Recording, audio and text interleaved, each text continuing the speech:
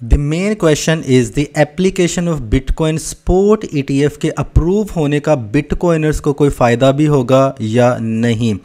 इस वीडियो के 4 ऑब्जेक्टिव्स हैं कि बिटकॉइन ETF अप्रूव होते जो पंप होगा उससे फ़ायदा कैसे उठाना है। नंबर 2 पे टाइम से पहले एग्ज़िट कब करना है। नंबर 3 पे बिटकॉइन की प्राइस मैक्स कितनी जा सकती है जब ये एप्लीकेशन अप्रूव हो जाएगी। नंबर 4 जो कि मोस्ट इम्पोर्टेंट है मार्केट को अंडरस्टैंड करने के लिए कि real motives behind spot ETF।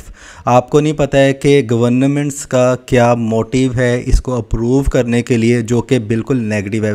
वैसे इसके ऊपर मैं एक वीडियो बना चुका हूँ, अगर आपने वो अभी तक वीडियो नहीं देखी है और आपको नहीं पता है कि ये ETF क्या होते हैं और ये क्यों मार्केट में लॉन्च किया जा रहा है, ठीक है, ये सारा जो ड्रामा है, तो वो आप वीडियो पहले देखने, इस वीडियो को आप पॉज कर सकते हैं। आपको उस वीडियो का जो लिंक है इसी वीडियो के डिस्क्रिप्शन बॉक्स में मिल जाएगा। ओके, देखें, सिर्फ वक्ती तौर पे प्राइसेस का पंप होना और बाद में लॉन्ग लास्टिंग प्राइसेस का, मतलब लॉन्ग लास्टिंग पीरियड के लिए, टाइम पीरियड के लिए प्राइसेस का इंक्रीज़ ना होना, मुझे तो इसमें कोई ख़ास फ़ायदा नज़र नहीं आ रहा है। लेकिन जो मुझे नज़र आ रहा है, उम्मीद करता हूँ कि वीडियो देखने के बाद आपको भी रियलिटी समझ आना शुरू हो जाएगी। लेकिन वक्ती तौर पे जो पंप आना है उससे हमने फ़ायदा तो उठाना है, सही है। तो पैसा कमाने के लिए वीडियो को लास्ट तक देखें और इस फील्ड में कामयाब होने के लिए चैनल को सब्सक्राइब भी कर लें। यहाँ पे एक न्यूज़ है, एक मीटिंग है, उसकी डिटेल मैं आपके सामने रखूँगा। ये मीटिंग है सनशाइन एक्ट नोटिस, इंपॉर्टेंट है आपके लिए इन्फॉर्मेशन। तो इस मीटिंग में क्या होने जा रहा है वो मैं आपको बताने वाला हूँ 30 सेकंड से लेके 1 मिनट के अंदर अंदर। फिर आगे जो वीडियो है इसको ज़रा स्टार्ट करते हैं कि बिटकॉइनर्स को भी क्या फ़ायदा होगा या नहीं होगा, क्या ये एक सिर्फ ड्रीम ही है या रियलिटी क्या होगी, ड्रीम वर्सेस रियलिटी। ये एक मीटिंग है जी, ये 2 बजे होगी थर्सडे को नवंबर 2, 2023 को। सनशाइन एक्ट मीटिंग का ये नाम दिया गया इसको, SEC की ये मीटिंग है। प्लेस क्या है जी, meeting will be held by remote means and our commission headquarters 100 F street NE Washington DC 2054 होना, ये इसका एड्रेस है। स्टेटस क्या है जी, the meeting will be close to the public. यहाँ पे क्या बातें डिस्कस की जाएंगी, institution and settlement of injunctive actions, institution and settlement of administrative proceedings, resolution of litigation claims. अच्छा, यहाँ पे एक करके बंदा है जी, स्कॉट जॉनसन। उनके मुताबिक इस मीटिंग में जो एप्लीकेशन है बिटकॉइन स्पॉट ETF के, वो ब्लैक रो की भी एप्लीकेशन हो सकती है, ग्रे स्केल की भी हो सकती है। इनके मुताबिक बिटकॉइन स्पॉट ETF इस मीटिंग में अप्रूव हो जाएगा 2 दिन के अंदर अंदर। खैर ऐसा अभी लग तो नहीं रहा है, लेकिन हो भी जाए तो ये न्यूज़ बाद में निकालेंगे तो ये 2 दिनों में हमें काफ़ी ज़्यादा वॉलेटिलिटी देखने को मिल सकती है। Scott Johnson, a notable attorney from the Davis Polk, has shed light on a potential clue regarding the approval of a spot Bitcoin ETF by the US Securities and Exchange Commission on November 2.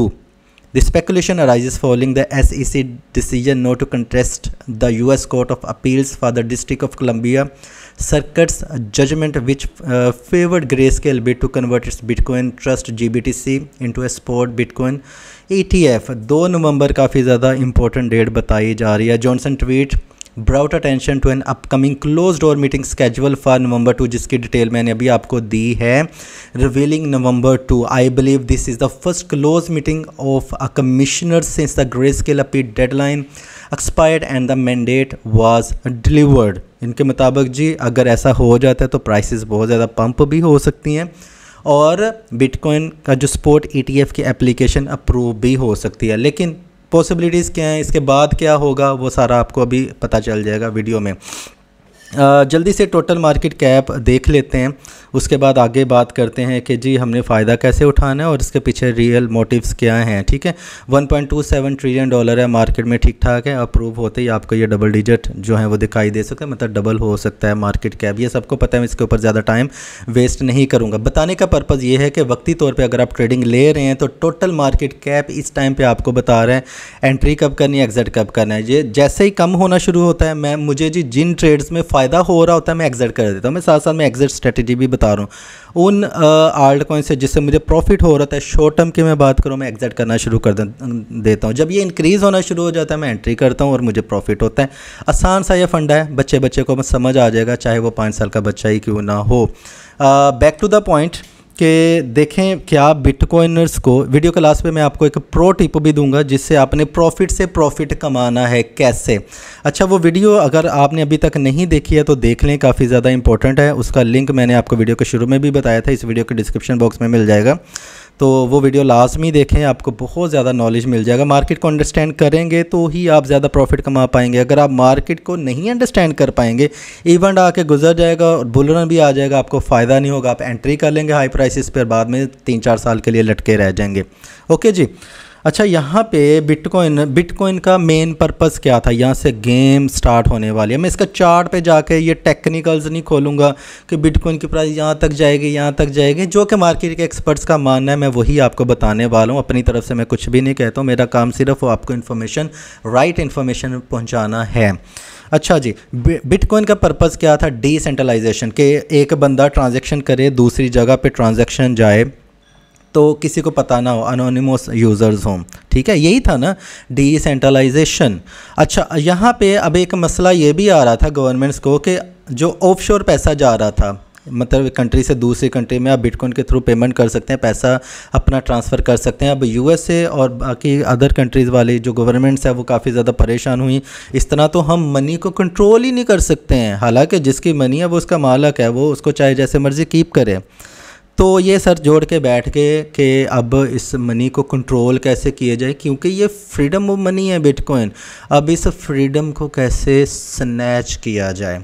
तो उसके लिए इन्होंने कहा जी bitcoin अगर ये by करते रहे तो फिर नहीं पता चलेगा किसके पास कितना पैसा है और कौन कितना बंदा बाहर पैसा भेज रहा है, ये तो नहीं पता चलेगा। तो वाई नॉट ETF को अप्रूव किया जाए। ये इनकी ज़रूरत है, हमारी ज़रूरत नहीं है। आपको ये लग रहा है आपकी ज़रूरत है, क्योंकि हम वक्ती तौर पे हमें कोई हमारे सामने, टू बी ऑनेस्ट, मैं अगर किसी को हर्ट लगे, हमारे सामने कोई छोटा सा टुकड़ा भी फेंक देना, भाग के पड़ते हैं कि फ्री की चीज़ है।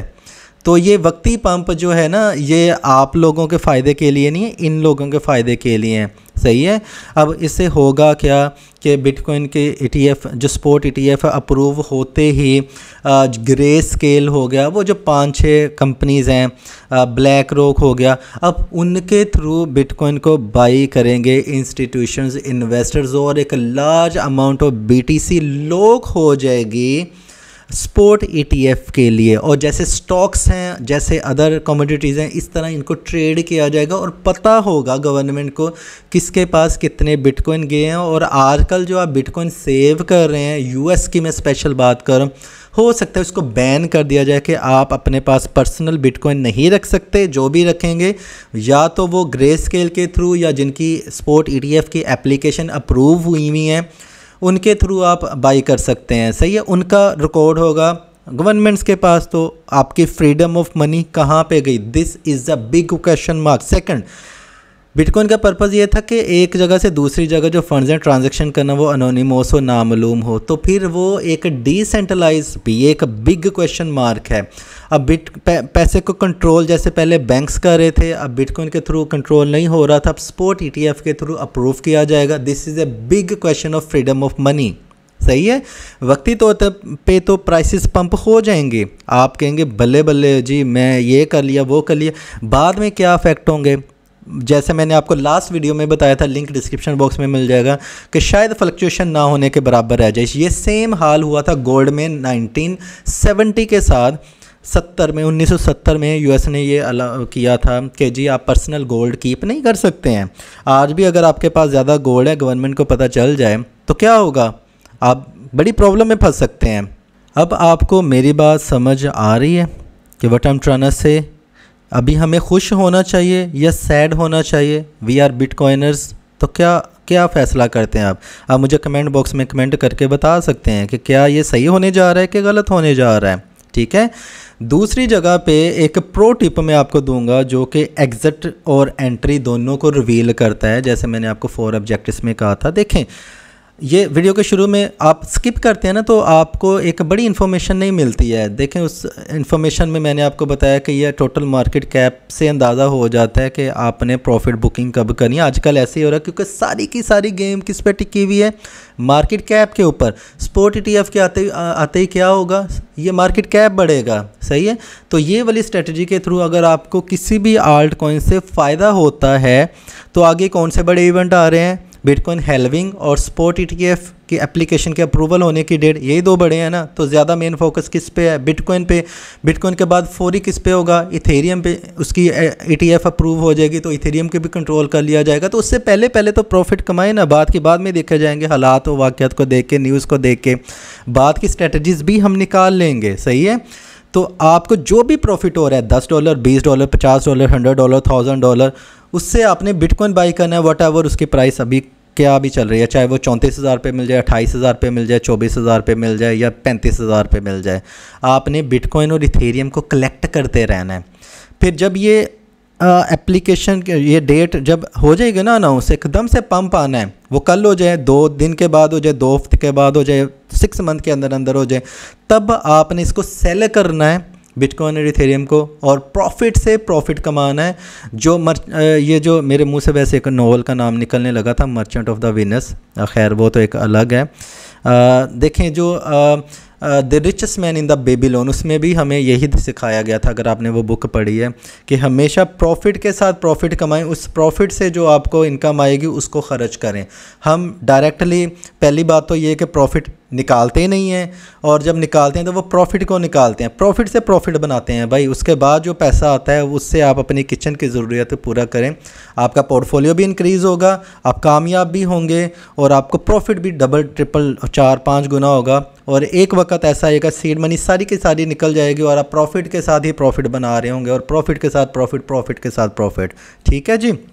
बिटकॉइन की प्राइस मैक्स कितनी जा सकती है, देखें डाउन ट्रेंड कहाँ से स्टार्ट हुआ था, $48,000 से। इसके नीचे डाउन ट्रेंड स्टार्ट हो गया था, इससे ऊपर अप ट्रेंड था बुलिश मार्केट में, अगर आप 2 साल पीछे चले जाएं तो। ठीक है, तो मैक्सिमम है, मैं ये नहीं कहूँगा कि ये $1,00,000 पे चली जाएगी। मैक्सिमम मुझे जो लग रहा है कि बिटकॉइन की जो प्राइस है इस बुल रन में शायद हो सकता है कि $48,000 को टच करेगी।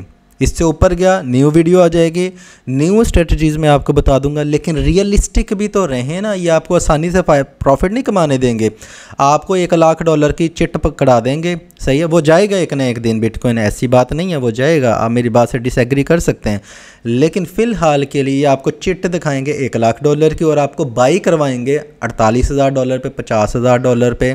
ठीक है, बाद में नीचे फेंक देंगे बिटकॉइन को। आपने जो मेजर प्रॉफिट बुकिंग करना स्टार्ट करनी है वो 45,000 से ऊपर प्रॉफिट आप बिटकॉइन और जो इथेरियम उसको सेल करना शुरू कर दें, पार्ट्स में 7-8 पार्ट्स में सेल कर दें। सही है, ये मेरी अपनी स्ट्रेटजी होगी। उस वक्त क्या एक और न्यूज़ आ जाएगी, आपको पता था 6 मंथ पहले, साल पहले, कि ये ETF नाम की भी कोई चीज़ होती है, इस टाइप की कोई और चीज़ आ गई तो फिर देखा जाएगा। फ़िलहाल के लिए जो आपने एक गोल सेट करना है वो $48,000 का करना है। जो सबसे बड़ा इस टाइम पर रेसिस्टेंट होगा 42,500 का होगा। ये मैं मीडियम टर्म की बात कर रहा हूँ, कल की बात नहीं कर रहा हूँ, तो ये भी आपने ज़हन में रखना है। अगर आपको लगता है कि आपको 1% भी नॉलेज मिला है तो वीडियो को लाइक एंड शेयर करना मत भूलिएगा। अपना ख्याल रखिएगा। Happy trading, take care, bye bye.